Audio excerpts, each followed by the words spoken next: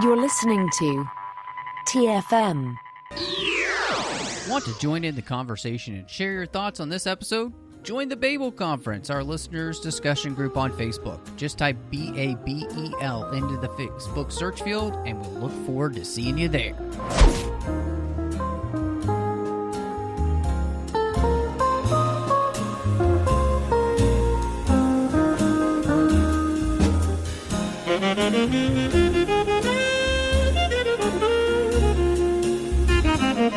Well, hello and welcome to TFM's local watering hole for all things geeky outside of Star Trek, and we're coming at you from the City of Angels tonight, or I don't really know if there are a lot of angels in this city, as we're going to talk about them in this film, but I am so excited to have with me, as she is every single week, Christy Morris. Christy, how are you doing? Oh, good. Actually, I would disagree and say there's one angel in this movie. Oh, the dog? Well, yeah, but okay, maybe two. Okay. I can't wait to find out who the other one is. Mel Gibson's butt. I don't know. I'm at a loss here. Anyway. Hey now. Butt in the moonbeam walk. And yes. of course, as everybody can hear, back in his firmly entrenched in his seat that only has his butt print on it, because it's official. I mean, it's John, memory foam. Yeah, it is. And for the chair, by this point, it's a nightmare. So there you go. Didn't you have that bronzed too? At this point? Yeah. My butt? No, that's my Christmas present that's coming up. The seat. Oh, the seat. Yes, it has been bronzed. That's true. Okay. That's true. Anyway, we're so excited to be here. As you can tell, it's going to be a lot of fun as we're going to be diving back into a film series we started last year, and because of all the stuff that's been coming out between now and then, we just not really gotten a chance to go back to it, and it is Lethal Weapon 2 we're going to be discussing today. But Christy, one of the cool things that we actually have a fun announcement for everybody, which is that we're going to be bringing on a new co-host for the show moving forward, and that way it'll actually allow you to be able to have a little bit of time outside the 602 Club. And I mean, definitely, it's all about balance. And I think that since this is someone who's been a guest fairly often with me sometimes in the past, that it's a good fit, but also just with me working in nonprofit and then also trying to have a life outside of that even, sometimes it's hard to fit it all in. So graciously thrilled that you've got another co-host coming on to balance that out with me. Yeah, I'm very excited about this. Anybody on the TFM network, if you've listened for quite a while, you will know who's going to be coming on. His name is Zachary Fruling, and he did Metatrex here. And it's going to be a blast. He and I have been talking behind the scenes a bunch about some of the films that we're going to be covering together, just batting ideas back and forth. And we've got some big stuff that we're going to be looking at together. We're going to look at the original Tron. We're going to look at the original Planet of the Apes film, things like that. So we've got some fun stuff coming up for everyone. And so I can't wait to dive into that. In fact, he's going to be here next week again as we talk about the original Tron film. If you're wanting to know, yes, we already covered Tron Legacy. John Mills and I did that a few years back. And so, of course, a phenomenal film that should have been followed up years ago, but still hasn't been. But that's a whole other subject. Before we get into Lethal Weapon 2, of course, if you love the show, please help us out by following us over on social media. We're on Twitter at the 602 Club. We've got ourselves on Instagram as well at the 602 Club TFM. That is a great way to help the show, not only following us, but then sharing it with your friends. That, word of mouth is the best way to grow a podcast. So please, if you like us, share us. Also hit us up by giving us a star rating review on Apple Podcasts, Spotify. You can give us star ratings. Make sure you subscribe to the show. You're getting it as soon as it drops. And then you'll also find us on places like Facebook with the entire network at facebook.com/TrekFM. We've got the listeners only discussion group called the Babel Conference that you can find over on Facebook. You can also find our website, Trek.fm. Great place to check out because you can see all the shows we're doing. We've got a ton going on here on the network, which leads me to my last thing, which is if you love this network and you want to make sure that it keeps coming to you, please go over to Patreon and help support us at patreon.com/TrekFM. There's no way that we can put this out there without the help of listeners just like you. So go to patreon.com/TrekFM. So before we get to anything else, I did want to ask both of you, when was the first time that you watched this movie? Because if I'm remembering correctly, John, I think this is 1989. That is correct. So, that which is correct. was a huge year for films anyway. Batman 89, you had Indiana Jones coming out. I mean, it was like, this is ridiculous a year. And of course, this was another big film that was coming out this year. So, John, did you end up seeing this in the theater back then? Or was this something that your brother helped you rent at your local Blockbuster when you weren't supposed to see it? I wasn't old enough to see it technically in the movie theater when it came out in 89. However, I was also old enough that, mom and pop video stores, they didn't care how old you were.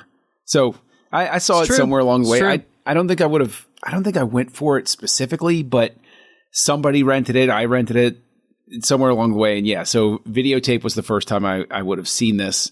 And I was really excited to come back to it because Lethal Weapon 2 is a movie I haven't watched in quite a while. I had very strong opinions about it years ago.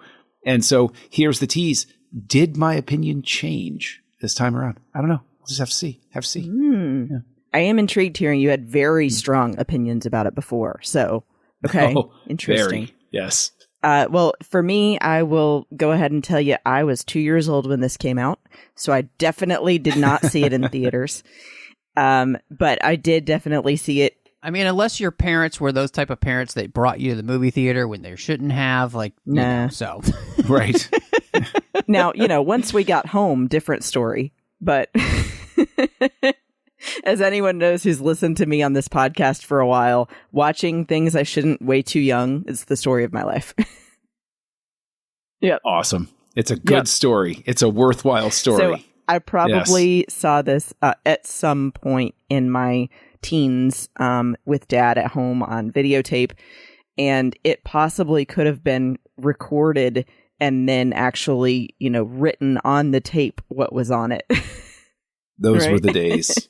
Oh, those glory days. Yeah, that feels like a Tristan Riddell story. But well, only if her dad fast forwarded through the naughty bits. Yes. Yes. But it's interesting because obviously this was a film as well. I was 10 when it came out, so this was not the type of movie that I was going to get to see in the theater, of course, at that point. And I think that the first time that I saw Lethal Weapon 2 was probably in college when I was starting to kind of watch movies that, there was some understanding of or awareness of, and films I wasn't allowed to see. I mean, obviously this is also rated R, and so, I wasn't watching a lot of rated R movies as a kid. My parents were pretty strict. Okay, very strict. And so, but, by the time college rolled around, I was really into movies anyway, and I was starting to watch a lot of things that I had just missed. And you said, woohoo. So the Lethal... Well, yeah. But the Lethal Weapon series was definitely one of them. And of course, by that point, I had seen movies like, say, A Forever Young or something like that would have introduced me to Mel Gibson as an actor. And so he was, of course, on my radar at that point because of those type of things. And so kind of going back then to see films that I hadn't seen was always a really interesting thing. So with that in mind, it was fascinating to me to read. Okay, so John, we talked about the idea, of course, and Christy, with the first film. We had the great Shane Black write the original film, and there's a ton of success with the first movie, and they want another one. And this is literally called Lethal Weapon with a number 2. You know, that's when we used to do that.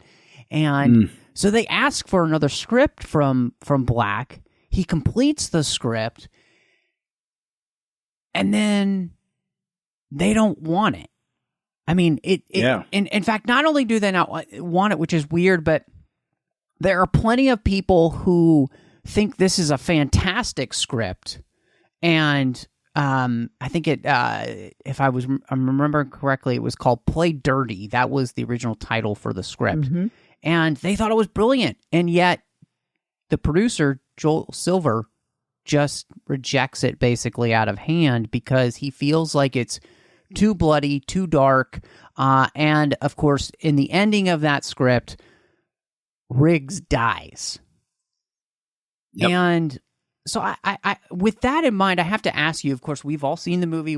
This is a podcast where we're talking about a movie that's umpteen years old, so we're spoiling it. So I'm not even going to be sorry for that. But when you read that and you know that, what is your response? Do you feel like that bold choice would have been a better choice in light of what we got? I'll jump in. I think it's a better artistic choice.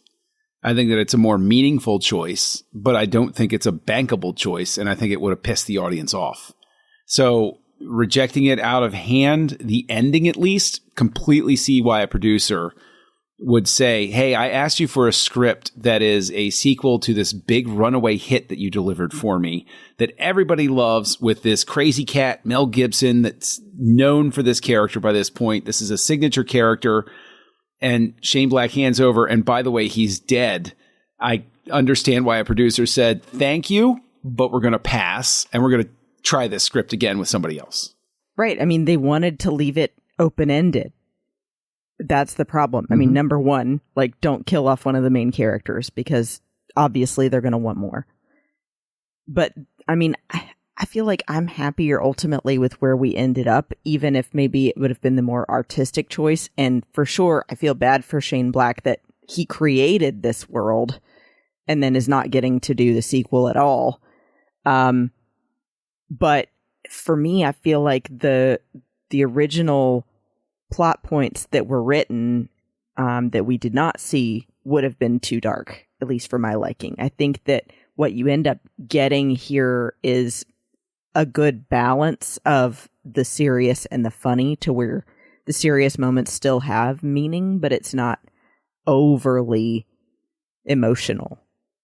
And I mean, I will say for sure, I don't know if you guys saw the way that it would have ended in Black's version was actually that Riggs was going to bring the house down into a fire and then was going to push the villain into the fire and then get stabbed and die. And I'm like, that's pretty brutal. Yeah, it is. It's again, it's one of those things where movies are a business. Mm-hmm. So I can't fault the producer for not wanting that. Because the idea of making Lethal Weapon 2 is to hopefully make people want to see Lethal Weapon 3. This isn't like some great artistic endeavor, which is not to say that there isn't artistry involved or craft. It's to say that, like, especially in the 80s, you didn't kill your main characters like that. You just didn't do it. And it's, you know, I mean, can I see, goes into the fire, gets stabbed on the way down. Let's flash forward just a few years to when they essentially do that with Ripley in Alien 3 and look at how audiences reacted to it. You know, Alien 3 has its own problems on top of all of that. But look at how they react to the end that Ripley has a beautiful, poetic, Pyrrhic victory at the end of the film. And regardless of what you think of everything that led up to that moment, you know, you could look at it and say, you know what, this makes sense. They're closing things out, all of these sorts of things. But that was because they very much wanted to end the series. It was a conscious decision to, she's done, it's over, let's bow out. Whereas Lethal Weapon 2, again, you know, that's, I mean, how could you possibly carry on, you know, without him? But additionally, I mean, I would throw this out that what it makes me feel conflicted about is they try to fake you out with a death at the end. They make it seem like Riggs is going to die, and then they pull back at the last second. Those moments feel a little bit like a cheat, because it feels like they're screwing with everybody to say, it's almost like acknowledging that Black had a good idea. They just didn't want to commit to that. So they'll do 3/4 of his idea and then walk away at the last second. Yeah, I think that both of you have such valid points about this. And, I feel as if Shane Black, if he was writing a novel series, this is absolutely what you would do. Because artistically and thematically, his idea was the idea that Riggs, if in the first movie is suicidal, doesn't want to live. And here, Riggs is willing to give his life to protect Murtaugh and his family, who have welcomed him in and have loved him, and therefore he is showing love in return, self-sacrificially, to make sure that family continues, which, again, incredibly beautiful. I think, when you think about, again, thematically and all of those type of things, it's very compelling. But as both of you mentioned, I mean, that's not going to be something I think that they want. And I think even though this movie is rated R and there's a lot of violence in it, a lot of what I was reading about, Christy, you're even talking about the end, and it's like there's a fire and stabbing, and that's super over the top, I think, even for this point. And I think, especially with the first movie, right, about as dark and gritty as you wanted to get was the torture scene of Riggs. And, this movie was one-upping that like crazy in places they were talking about. And I just don't think that that's... People are going to kind of come in expecting kind of more of the same, but different. And that's what they want as an audience. And so to give them something that is basically too dark and gritty, I think would kind of almost go too far away from where the first movie had, really laid the foundation for what this type of story is going to be and the type of film that we can expect kind of going in. I mean, this is the buddy cop, right? And it's an R-rated buddy cop movie, and there's definitely some grit to it. It's grit that I feel like is easily wiped away by the end of the film, instead of like really wallowed in the script that Shane Black had turned in. Well, that's Donner's comfort zone. I mean, let's be honest. Yes, this is very true. I mean, stuff that gets verisimilitude, John. No, it gets right up to the line. It gets some dirt on you. It gives you that feeling of tension and stress. But Donner is sort of like a roller coaster director, where he's like, I'm going to give you thrills, but you're safe, and you can trust me that we're not gonna kill everybody on this ride by the end. You're gonna cheer, you're gonna feel excitement, but you know that I'm not going to put you in any real danger here. I think that in a sense that can work against Donner in some instances, because if he doesn't juggle that precisely right, then you don't feel a sense of danger for the characters.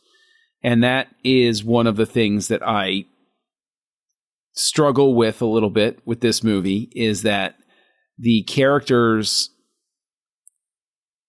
the script that they end up with and the way that it's put together in the final edit, it's more a series of vignettes than a build. It's things that happen. It's almost like a short TV miniseries pasted together, where there's, to go back to the roller coaster thing, it's like hill, valley, hill, valley, hill, valley, hill, valley, coast round loop, and then you end with you're thrilled because you made it through. And it's like so it doesn't have the same sort of progression. that I would have liked to see in it. And so I think that works against, and I think most likely that the better play isn't to discard Shane Black's script and say thanks, but no thanks, but to come back to him and say, look, rewrite it. Just don't kill Riggs at the end. I want you to write it. I just don't want Riggs to die. Could you please just reconfigure some things for me? Yeah, I'm with you on that. I think maybe the notes that they gave him were too complicated and they should have broken it down to something more simple like that, and then maybe they could have worked together on something. But it sounded like Black really stands by what he wrote and wasn't willing to change that piece in particular, and that Bronner really wanted something that was marketable. And so ultimately they just got rid of him. Well, and doing a little bit of background, like Black just refused to rewrite the script. And in fact, he was so distraught, he thought he had failed the producers, and he initially wanted to give back his money that they had given him for writing the script. And, his agent talked him out of it. And so he just decided... Of course his agent did. His agent would have had to give back his percentage too. But he just decided, no, I'm not rewriting this script. I'm not doing it. And of course, he's not involved with the rest of the films moving forward. And so it does seem pretty clear that I think absolutely he, like you're saying, Christy, he does stick by his artistic integrity. But at the same time, I think he didn't feel like changing what he had written. I think he was pretty dedicated to what he had written. And so, John, you brought up the idea of like kind of go up and down with the film, and the movie starts with this big opening, this big chase sequence. I mean, that with chase, a lot of rear projection. Yeah. But this chase sequence goes on, I think, for a good 10 minutes of the film? I mean, it's a elaborate chase sequence that's supposed to be happening, all over LA here. And it does lead us into the rest of the story because it's tied into. It's not like, one of those James Bond movies where the opening sequence has nothing to do with the rest of the film. This does specifically tie into everything. How did this opening work for both of you? And did you feel like it was the right way to open up this second film? So I think that it was. To me, starting in the midst of the action is always the best way to go because I'd rather get into the grit of things and then come back and explain later. But also because then it kind of feels like this is one continuous movie from the first, because you're kind of picking up where you left off. That if you've seen Lethal Weapon, then Riggs and Murtaugh, that they're going to be a little bit more on the wild side of the cops that are there on the team, and that it's likely that they're going to be doing this kind of chase and leading it, and that Riggs is totally psyched to be there. So I enjoyed it, and I thought it hits you with the adrenaline right from the beginning. I agree. It's a good way to start it. It's smash mouth. It gets you right in. And then additionally, if you think of it from the perspective of people sitting in the movie theater, you splash right in and it's just instant excitement. It's the same thing that every filmmaker from the mid 80s forward figured out, that people were getting less and less patient with setup. So you might as well throw them into it and get their attention right away. Smack them in the face and keep them going like right off the bat. And I think it's a good instinct. I think that the unfortunate thing about it is the rear projection, that it just doesn't hold up. Maybe it played better on the big screen. I know it played better in the era of pan and scan because that was actually more forgiving of stuff like this, because videotape was lower quality. You're zoomed in, everything's a little grainy, and so you just don't notice it. But watching it in the era of more, remastered image in the proper aspect ratio on my larger television, it's kind of like, I don't know, guys, this doesn't look the best that it could have been. And then when you cut to the realistic stuff where they're actually shooting on the street and everything, you're like, this doesn't even really match too well. So I don't know, guys, but I mean, it's sort of like that old filmmaking era where it didn't matter. But I think that, I think Lethal Weapon 2 is a victim of the fact that audiences are maturing past it by this point. And so additionally, I think it just doesn't age as well. I know that they used a lot of the same tricks in the first Lethal Weapon, but for some reason, it just looks better. It just works better. And I don't know if it's because they were smarter about camera position or edit or anything like that, but it really, speaking from a technical standpoint, right decision story-wise, right decision for getting your audience's attention. It gets you past the need to have some sort of a recap through the credits. Just go right for it. I just wish it played better visually. I think it's interesting. I think I'm going to split the difference between both of you in the sense that, John, I think you're right. Christy, I actually think you're right. But the thing that I was struggling with a little bit in the opening is just how long it is, for no good reason other than we're trying to make this, I think, very outrageous chase sequence. We want it to be as elaborate and crazy as possible to kind of match, Riggs's personality almost. And I don't think it needed to be as long as it is. I think they could have edited it down and edited out a few of the antics, and it would have been a better chase sequence then, because I just think tighter focus might have helped as well. And even in just kind of setting up who they're chasing really and why, would be nice. Somewhere along this chase sequence, I really would have loved some dialogue to have an idea of why are we chasing these people in the first place? Because it's also something that would help. We're actually chasing one of the people that's one of the main villains throughout the rest of the film. And so maybe having some of those moments in the car instead of some of the jokes, it would be nice to have a little bit of tiny bits of exposition that, help you, feel a little bit of story while we're wowing you with cars exploding and, Mel Gibson being at the top of his game, being wacky and zany. Yeah. But that's sort of the thing is opening in the middle of the chase and having it go.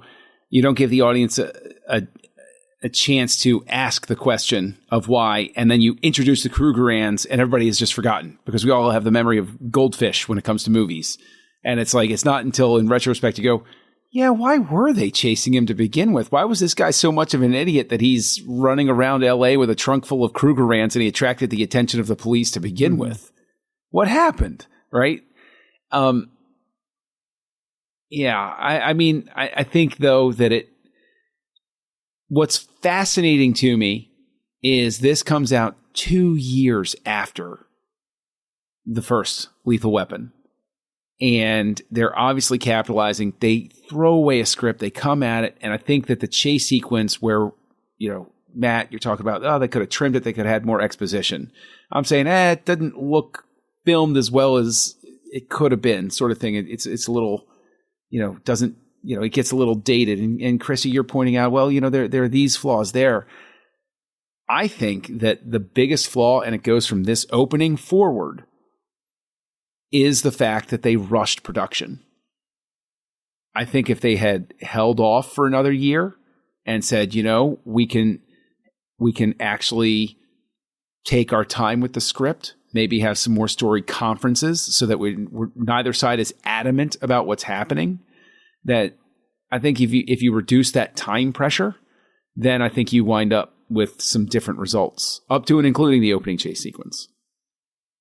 Yeah, that would definitely make sense as to the reason that there are more than one scene in this movie where you think that the edit could have been done better or that the story seems a little inconsistent. Yeah, that makes sense. I would give that since Donner is reunited here again with Stuart Baird, legendary film editor. I tend to give Baird a lot of leeway and credit with things, and I would say that I would never blame the shortcomings on Baird, but I would blame the shortcomings on the material that's delivered to him. Okay. And I don't want anybody coming at me with Star Trek Nemesis, okay? Him as a director is a different is a different set of questions. But there's a reason the guy is regarded as a legendary editor, and I think that it all depends on the material he gets. And if we have a rush production and it's like, this is our dailies, this is what we have, this is what we're going for, I can only imagine there were days where he just went, okay, well, that's what we got. And so that's why there are certain scenes that play really well. And then there are other scenes where it feels a little bit like somebody in post was sitting there like, I mean, this fits, and we'll put some pieces together here and make it work. I want to ask both of you about another, I think, massive part of this story and this film, which is the way they work specifically to add more humor. And one of the big ways they do that is Getz, who, played by Joe Pesci, who is a very minor character in Black's original script, becomes a major character, and of course is working to ramp up the humor in this film past 11. I mean, the first movie obviously was known for its humor, its sarcasm, and all those things. But this movie, I think, actually goes for the all-out comedy aspect. And so I wanted to ask both of you,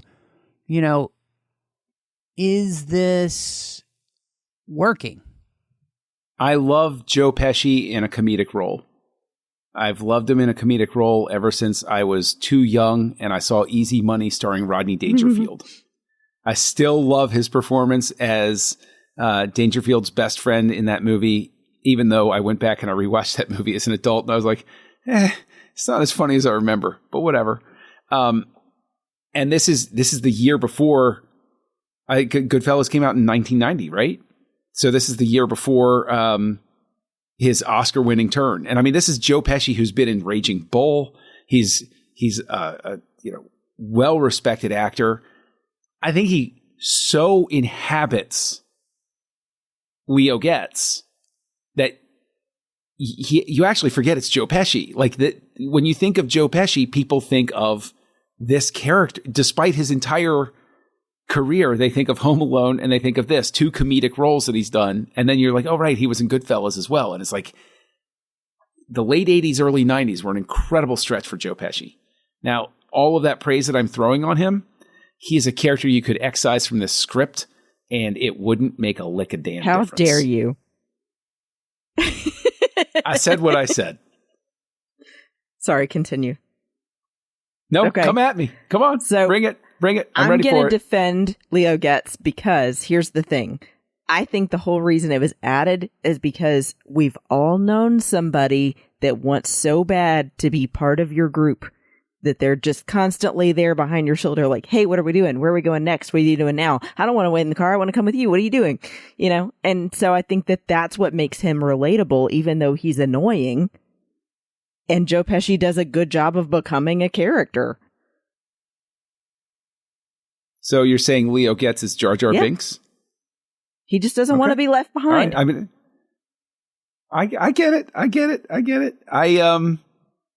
Well, Matt, are you going to, so far it's been Christy on one side, me on the other side, and then Matt coming in and saying, I can see both sides. No, I do see what both of you are saying. I think that the choice to allow Joe Pesci to just run with the humor was the wrong choice. I think it needed to be restrained. Because I think a more restrained performance in that would be better. But everything he's doing is only to try and elicit some laugh from the audience instead of actually feeling like a real character to me. Even when he's trying to explain, what he does to them, in the way he's trying to explain it, everything is about trying to get some sort of chuckle from the audience, which I get what they're going for. I just think that, one of the hallmarks of the first movie was the way in which the humor and was best Marvel level sarcastic humor, right? Star Wars type of humor at its best, where it's that sarcastic stuff. And that makes for the most real type of humor, especially for these type of characters. Whereas I feel like Joe Pesci is the all-out comedian, and so it's like we've inserted, a Thor Love and Thunder character into a Captain America Winter Soldier type of movie, and we're trying to mesh them together. And I think this is one of the things that, doesn't really work, because they specifically asked for more humor to be inserted in this film. They wanted basically black script and the other script smashed together. And I think the problem is that by asking for that, they don't really know what they had in the first movie and why it worked. And so they just thought what really worked was the humor, and we just need to go for that. It's the same type of lesson that Marvel keeps trying to shove down our throats with Thor movies, instead of really learning the lesson of what doesn't work and what does work. And here, I think, Joe Pesci is a great choice because of all of that work you had seen him do, right? Where he can be funny and serious. And I think it would have been better if they had left him a more cynical and sarcastic type of person than just a goofball. And that's the thing I think that somewhat just doesn't really jive with me in this film. And it kind of brings the film down. And then it also, in all honesty, they're transporting that type of humor more to Murtaugh and Riggs as well. And that's what's also not working as much when they are kind of like living out this much more comedic role. It makes them feel like less like the actual characters they were in the first movie and more like caricatures. And that's where I think the problem comes in. I wouldn't go so far as to say that Riggs and Murtaugh come off like caricatures, but I'm not necessarily saying they are in this film, but it's more like they're pushing that line to where they're getting closer to becoming that than they are. I don't know what they were in the first film. I think that what is a bit frustrating is the whole thing that made the first Lethal Weapon sing was the natural chemistry between Danny Glover and Mel Gibson. These were people you believed were besties because they just, it seemed like the camera, it didn't matter whether the camera was on. These guys were besties. Mm-hmm. And you come into this, you don't need Leo Getz. And that's probably why I feel that you can excise him, is you just give them a little more humor and the problem is solved of the darkness sort of thing. And I go to a Lethal Weapon movie because I love seeing Mel Gibson and Danny Glover. And the more that you add to that doesn't have anything to do with Mel Gibson and Danny Glover distracts me from that and makes me less happy as a watcher. Seeing Riggs over when Murtaugh sees his daughter's commercial, that's funny. When they're together on the toilet, that is what feels like a scene from Shane Black's script that they bring over, where they're sitting there and Murtaugh says, "Hey, Riggs," and there's this pause, and Riggs looks at him and he says, "I know." Like it's that really like overly that Shane Black Predator sort of like overly masculine, like, yeah, we're manly men and we're not going to say our feelings in this moment, but we understand. Like it's a beautiful sort of moment. But you just get anything that distracts from that, anything that's layered on top of that is just unnecessary. And it's probably why I don't hate the character of Leo Getz for everything you're saying, Christy. Mm-hmm. I think Pesci's great in the role. That's the frustrating thing, is it's like he's so good, I don't want to get rid of him, but then I look at the movie and I'm like, but I don't need him. It's like it's like a garnish that you didn't want. I don't know, like they mistakenly give you a plate of fries with your steak and you're like, I know this goes with hamburger and not really like steak tartare, but I mean, the French fries are here. I'm going to, okay, I'm not going to send him back. Yeah. But like, you shouldn't have the French fries with this. I mean, listen, I will give some leeway and say, as far as the writing goes, Leo Getz is not needed. For sure. I'll agree with you on that, with both of you. I defend it a little because I loved the surprise, again, of seeing Joe Pesci in this, because I forgot he was in it. And two, of, like I said, just adding a little bit more fun on top of like the dark humor of the moments that you get with Riggs and Murtaugh.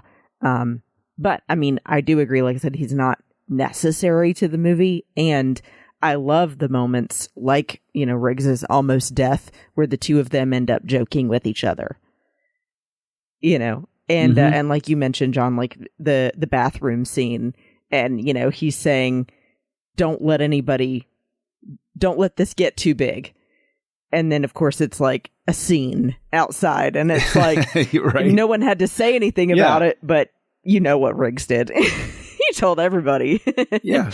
And so it's just like that kind of humor that's kind of unspoken, and then you're shown what's happening, works really well for them and for an action movie. Mm-hmm.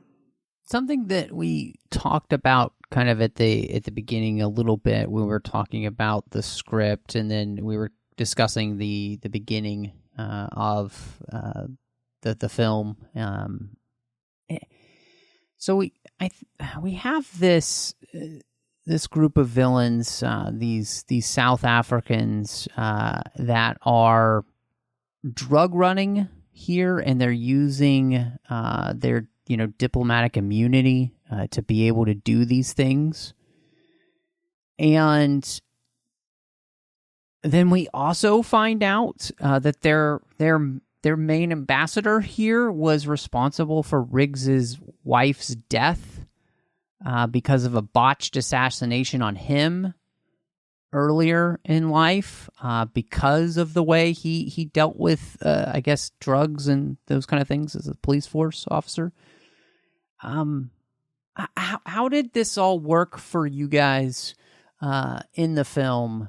Because just in all honesty, I felt like the biggest issue that I do have with the movie is the thinness of the story, and that we never really, I think, do a good job of kind of grounding who these villains are and what exactly they're doing, and really connect the why. And in all honesty, if you are not paying attention for like 3 seconds in the film, you're completely going to miss the fact that Riggs's wife was killed by this guy years earlier, and is responsible for that. So I don't know. It felt like this is another thing where, John, you mentioned the thought of, maybe we have a little bit more time and don't put this movie out just yet so that we can work on the story itself, instead of like almost, it feels like that this part of the story just feels very rushed. I don't know. Christy, what do you think? I would agree with that. I think that although you have some good actors there playing the roles of the South African villains, and the, relatableness of, them mentioning apartheid, that it still leaves a lot of loose ends, that you don't ever fully understand what their goal is. You just know that they're South African, that they believe they're the master race, and, they don't like black people, clearly. And, then they try to insert the joke with that. And, yeah, I mean, it feels like otherwise they're just running around killing people and then saying, I have diplomatic immunity. So I did want more, for sure, from the villains. What about you? There isn't a single person who grew up with Lethal Weapon 2 in their brain that doesn't occasionally look at someone else and say, diplomatic immunity.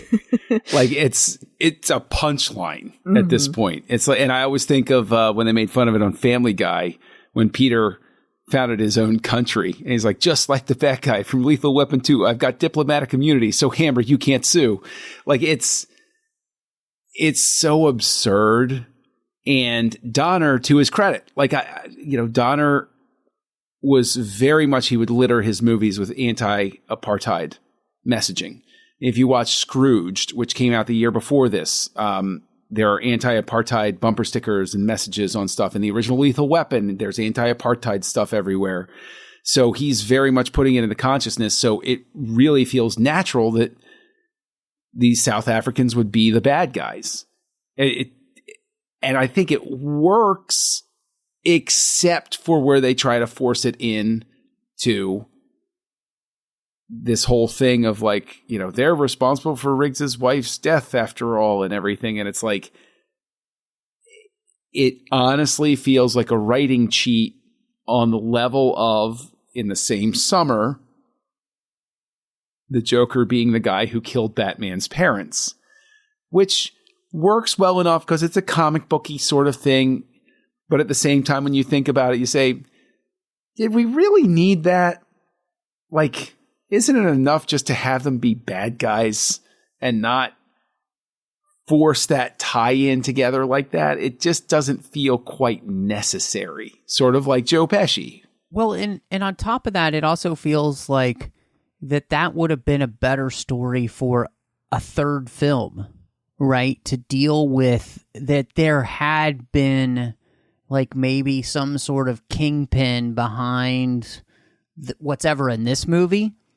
And you find out that they have been targeting this guy because he has been such a hard ass on crime, right? We see Riggs being willing to do whatever it takes to get the bad guy, and the fact that he was in some ways a more maybe restrained cop when his wife was alive and yet still an excellent detective and, really dedicated and diligent in his job. And of course, when she dies, he kind of goes haywire.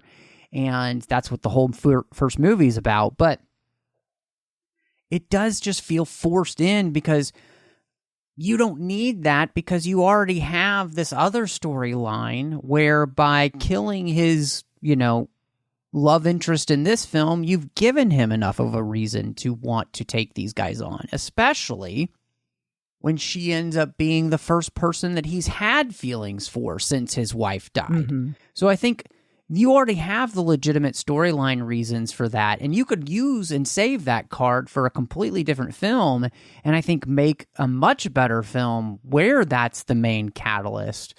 Whereas here, it just feels like you said, John, tacked on instead of a really important story point. Mm-hmm. And so I think it does a disservice to Riggs. It does a disservice to the villains. And I think in the end, this is the biggest place of the film where you needed a rewrite so that what they're doing, their plan, and how it's all been working and why Riggs and Murtaugh have been even on their tail when it comes to the big chase sequence all feels very clear by the time the movie ends. And this is one of the places where, it's not like we still don't do this in films today, but this definitely feels like an 80s film where it works well enough if you don't think about it hard enough, But the moment you start to I wonder, and then you just spiral down the staircase. You're like, okay, that doesn't feel, so the whole thing ends up feeling muddy. I think that's really what it just feels kind of like we're walking through narrative mud. Mm-hmm, and that's frustrating because again, I feel like when we talked about the first movie, it's a very clear, concise film. It feels very tight in its story. And this movie is lacking a lot of what you definitely get the sophomore slump here when it comes to films. I think there's too many villains as well. I think that, not only should they have stuck with one or the other with the, apartheid story or the one of the guys killed his wife story, but they also had 20 different guys working for the main villain. And so you don't really ever get attached to any one person other than him and maybe his sidekick, and really feel like there's a super huge threat because, he's got disposable people. it's one of those things where what I really struggle with is that, all of these are valid points.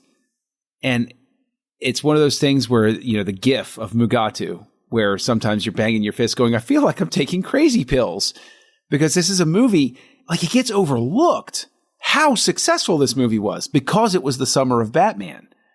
But this movie, like, cost $30 million, it made something like, I don't know, 267 million, 227 million. So it's one of those numbers. It made in excess of $200 million. So huge return on investment. And so this is one of those ones that makes me question my critiques or any of the critiques I agree with, because I'm like, well, obviously a ton of people didn't have that problem with it. And so it's just flat out bizarre to me, because I think Lethal Weapon 2 is one of those movies that makes you feel like, how every so often there's a movie that comes out and people react to it to a certain way. And I always love to go back to The English Patient, where you feel like Elaine in The English Patient on Seinfeld, where it's like, this movie sucks. Shut up. You shut up. Like, you're the only person in the theater that isn't liking what's going on for whatever reason. And everybody else loves it. And you feel like you live in a different reality, or like you got transported over from the multiverse. You're like, where am I right now? And Lethal Weapon 2 is one of those movies for me. It's bizarre. It's a weird feeling. We haven't even talked about the whole love interest and unnecessarily graphic sex scene, for Pete's sake. Well, and I was just about to go there, so I'm glad you brought that up, because I think that the love interest storyline is very interesting for the character of Riggs in bringing him out of where he was in that first film. And this is a place where, you're truly living. You're open to the possibility that you could love again, that you would want to be with somebody again in that way, without it just kind of being like a way to cover up pain, right? That you're actually looking for a relationship. And so there's something I think actually really great about that storyline. I think the problem with the way that it's written is it feels shoehorned into the film and not as organic as it needs to be. It just feels like super obvious the moment they meet on screen. They're like, oh, they're going to sleep together later on, and that's where we're going with this. Instead of it feeling much more organic and natural, which is what you would have wanted for this storyline, because I think that the idea is great. It's the execution that's way off. Sort of a sequel problem, especially in the 80s with the action. What's the one thing missing from Lethal Weapon? Oh, well, he didn't have a love interest or a sex scene. Okay, let's put that in this one. We got to have that this time, because that's what wasn't in the last one. This one will be even more, this is the one thing that was missing. Let's go ahead. That's going to make it even more successful. I mean, it's not like we didn't have graphic nudity last time. We just have a sex scene with graphic nudity now. True. Very true. Very true. You gotta up your game with every sequel, right? So I think I'm tipping my hand as to whether my strong opinions changed too much over the years, though. So maybe not. I don't know. I'll give you some credit. Maybe. So Thank you. I'll throw in there, I do think I line up with what Matt said more on this, where I do think that it was a nice thing to have to show like Riggs is moving on, and that the moments where they're actually together in, the camper and everything seem very sincere and not like they're just trying to like force something to happen. I did think the supermarket scene where he convinces her to go with him is a little aggressive. It was so awkward. Don't do it like that. It's weird. But otherwise, same thing as what Matt said. I feel like they should have written it better for them to get to that point, for it to make sense that it ends up that way. And then you realize more the depth of sadness that he feels after losing her if it's done better from the get-go. But I don't regret that she was in it, or, them having that scene together, because I think that it does show that Riggs has a heart still, and that he's not just seeing his wife everywhere. Perhaps they could have spent more time developing it and giving her more screen time if Leo Getz wasn't there. Hey. Yes. Well, and that's exactly I'm just saying. You know, John, I was thinking that 100% because I think that we did need to develop her more as a character, specifically because, you know, she does make the turn on her boss. And so I do think we needed more screen time where we get the opportunity to kind of see her slowly make that change, other than the fact that, you know, I mean, Mel Gibson flashes those famous blue eyes at her and she just melts to all the pieces, basically. And I think that makes her a weaker character than she could have been if she had been written in a slightly different manner, where she has more agency in and of herself. And so I wanted to ask you guys too, John, you kind of mentioned earlier part of the Murtaugh story, you know, with his daughter and everybody at the force making fun of him because she's in the condom commercial and all of those type of things. But how, you know, the first movie was so much about him being too old for this S. And how do you feel like they kind of follow up his story here? Because I don't know, do you feel like he kind of takes a little bit of a back seat here, and we're not really moving him forward, or do you feel like they did a good job? I'm wondering where you guys are with him. Loaded question. I'll let you field it first, Christy. I mean, this is why I get paid nothing for this. So. I would say that a little. I think that, you know, there definitely could have been more scenes for Murtaugh and Riggs to really get to continue building that rapport with each other. But then again, you know, I mean, I think of the bathroom scene and specifically where he's about to be thrown into the bathtub. And I loved that. You know, I think that just the looks on their faces, you could really tell that they're like brothers at this point. And that he's saying, you know, look, I'm telling you verbally and with my eyes, I'm not going to let you die, you know? So I think that overall it ends up being more of Riggs's story, but that we still got some good beats here and there with Murtaugh, with his daughter, you know, growing up and him having to face that. And then also showing, you know, the boyfriend being afraid of him. And then also Riggs having to cope with he's still not going to be the main character in Murtaugh's life. You know, like he's invited to come around, but he's got to have his own life as well and not just follow whatever Murtaugh's doing, if that makes sense. Yeah, I would say that, and I think, you know, it is a loaded question because when, again, I've already made it clear, you know, like when Glover and Gibson are together, it's great. It's magic. Those guys are meant to be on screen together. I would pay to go see them on screen together every time. You just be like, hey, yeah, that's Mel Gibson and Danny Glover, and they're just going to sit down and they're just going to tell you about a good hamburger they had. Mm-hmm. I'm like, oh, okay, that's pretty good basis for a movie.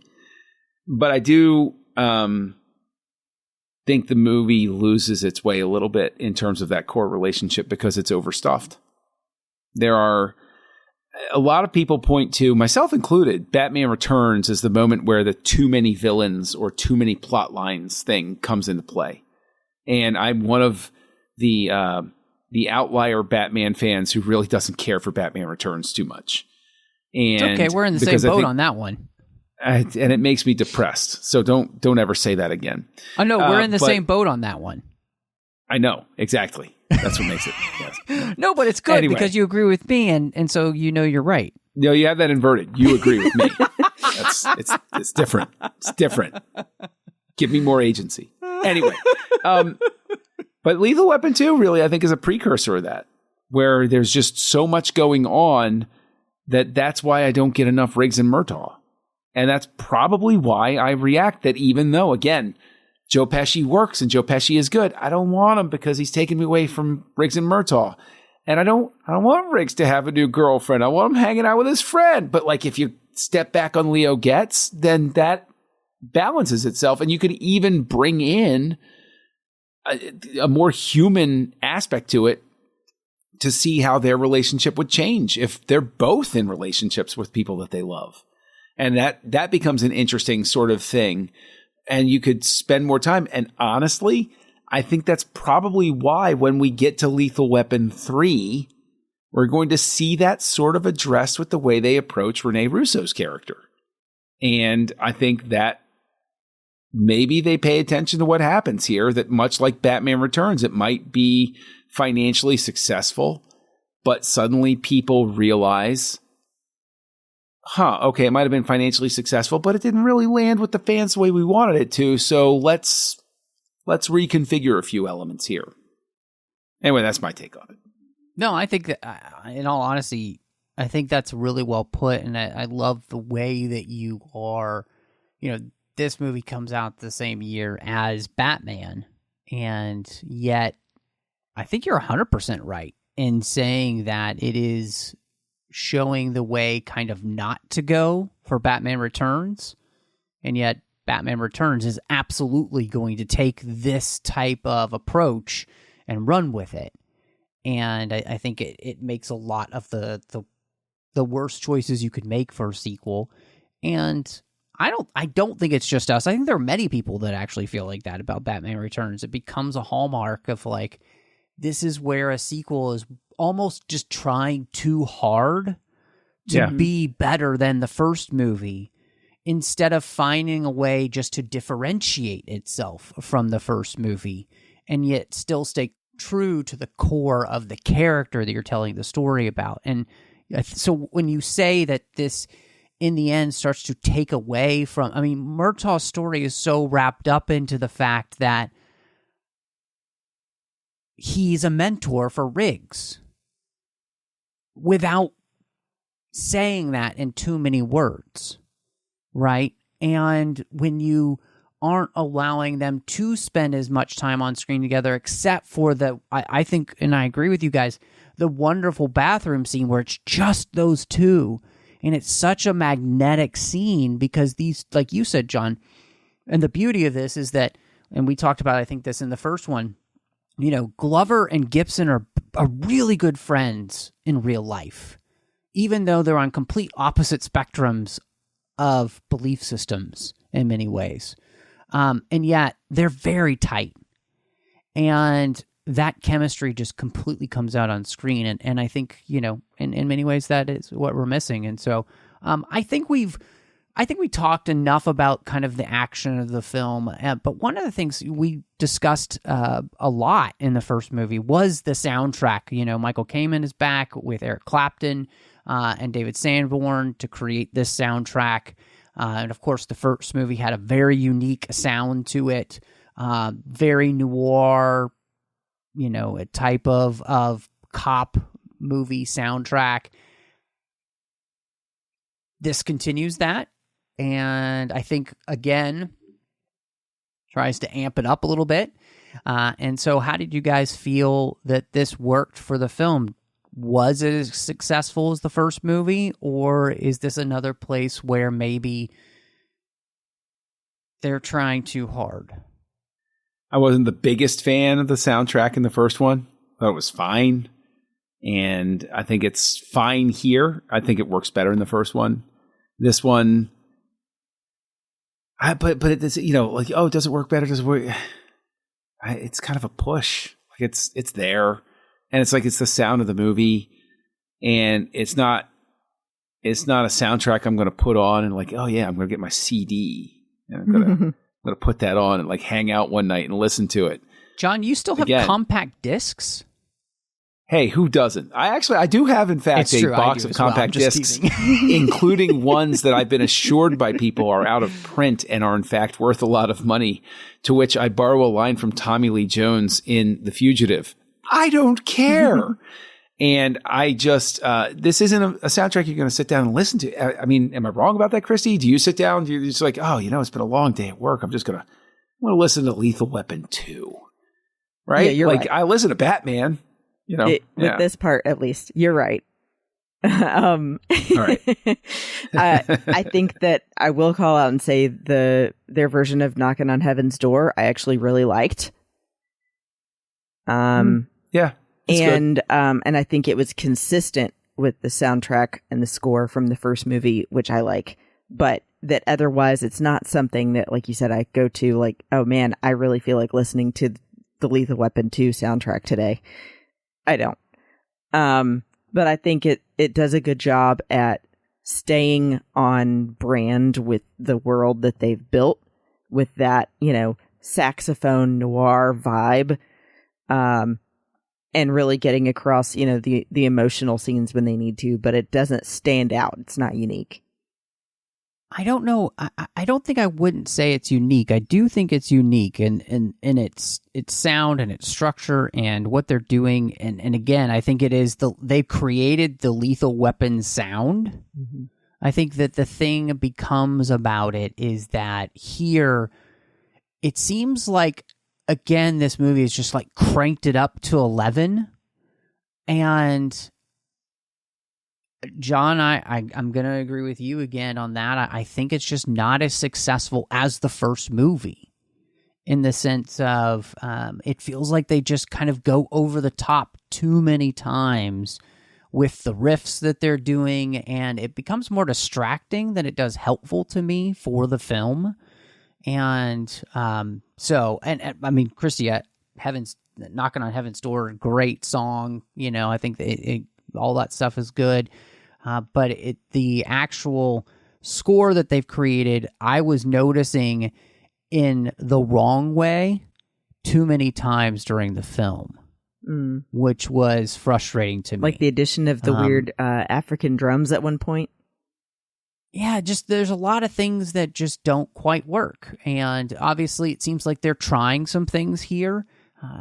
And I think they are trying to differentiate themselves from the first movie a little bit in that. But I just don't think it was the right choices. And so it really leads me to the question for you both, because I think we've had some good things to say, but I think we've had some valid criticism for the film. So I am fascinated to see where we come down in our ratings for Lethal Weapon 2. And John, since you're the guest, and you mentioned that you may or may not have a different opinion as you've had previously, where are you going to land on this classic film? Oh boy! Oh, this is the moment. Oh, I'm backed into a corner. I have to decide. And I feel sick. Don't wait for the translation. Answer me now. I will give it the same rating that I've always given it. And this is me being generous because I love the scenes where Glover and Gibson really get to shine. This is coming in at a 1.5 for me. This is a massive misfire as a sequel. This is the reason why I was hesitant to see Lethal Weapon 3. Because I disliked Lethal Weapon 2 so much, and I especially pointedly disliked the ending. And I pointedly disliked the ending this time too. How can they have ameliorated that? Honestly, have them in the hospital when they're having their exchange. It's like, oh, I thought you were dead. Just don't pull away with your helicopter shot at that moment. I'm like, That is really the moment. And additionally, there's another movie that comes out in 1989 that justifiably receives a large amount of criticism, starring Kurt Russell and Sylvester Stallone, called Tango and Cash, which when I was a kid, I loved that movie. I thought it was hysterically great. And I was wrong, because I rewatched it several years ago and I went, oh no, this was not worth the $5 I got in the bargain bin. And this is why it was $5 in the bargain bin. And I think this ranks right down there with it. 1.5 stars. Boo. Sorry.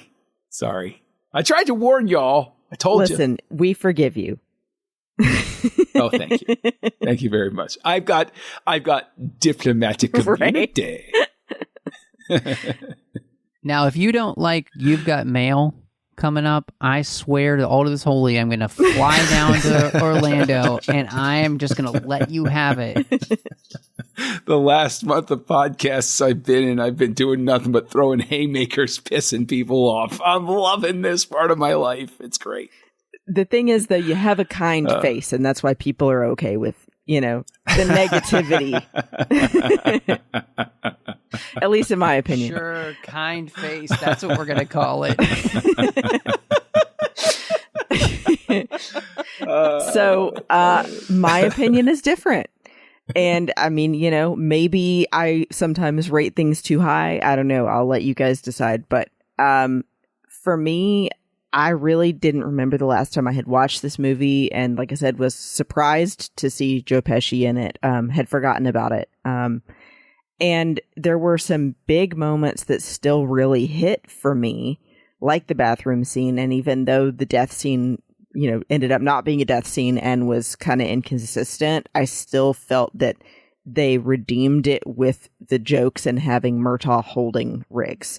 So I really enjoyed rewatching this, and actually rewatching it with my husband and cracking up at some of the Leo Getz scenes, specifically the I want to immigrate to South Africa. No, you don't. Why? Because you're black. You are. I mean, Captain Obvious. Thank you. But it was funny, and I think that although you didn't need Leo Getz, that there were some scenes like that I felt like he was redeemed for being there. And that it was Joe Pesci.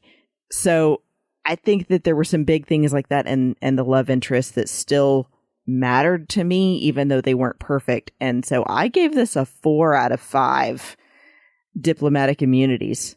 All right. Viva la différence. Yeah. There you go. We can have different opinions. We can agree to disagree. We can. That's right. We can. Again, for some reason, I'm stuck here in the middle with you, and I came in with this film at about a 3 out of 5 car chase sequences.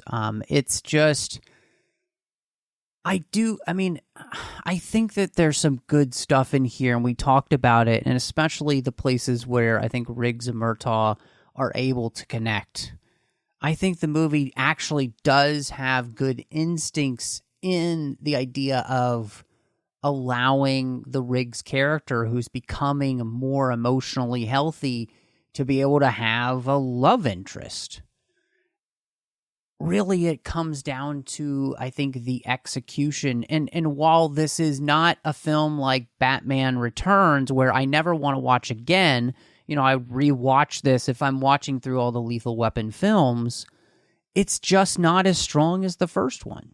And I truly do believe that this does suffer the sophomore slump. And, but I don't feel that it's at the level that John feels it's at. And I'm not where you are, Christy. So yeah, I'm just kind of right in the middle of both of you guys. And so, but I'm really excited.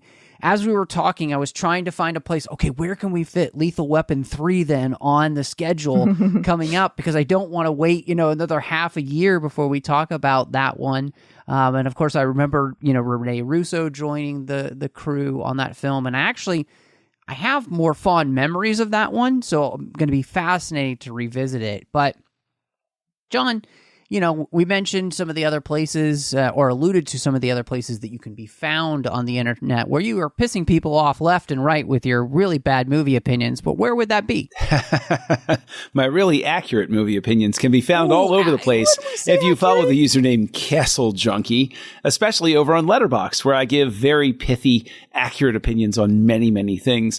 And you can find me over on the Nerd Party Network, where I am co-hosting 2 shows. One is called Aggressive Negotiations, which is a Star Wars podcast that I co-host with you, Matt. And the other one is called House Lights, that I co-host with Tristan Riddell and Darren Moser, where we talk about the works of directors through all sorts of crazy combinations that we dream up.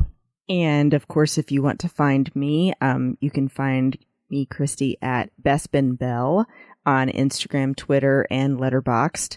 And then, when I'm not here, I'm in the Babel Conference or on a show that I did with my friends Amanda and Teresa called Sabers and Spells on the Skywalking Through Neverland Network. And you can find me all over social media under the name MattRushing02, Twitter, Instagram, Letterboxd, Vero. Those are the places I am most active. You can also find me, of course, here on the network outside the 602 Club, doing literary tracks about the books and the comics of Star Trek, The Orb about Star Trek Deep Space Nine, Warp 5 about Star Trek Enterprise, Saddle Up about Strange New Worlds, which is just about to come back for its second season, and The Artificial Tango about Star Trek Picard. You can also find me over on the Nerd Party Network when I'm not doing aggressive negotiations. I did a show with Drea Kaufman called Owl Post. It's a Harry Potter podcast, and we talked about every single chapter of the Harry Potter series, but one chapter at a time. And thank you so much for joining us. And boom, you're dead.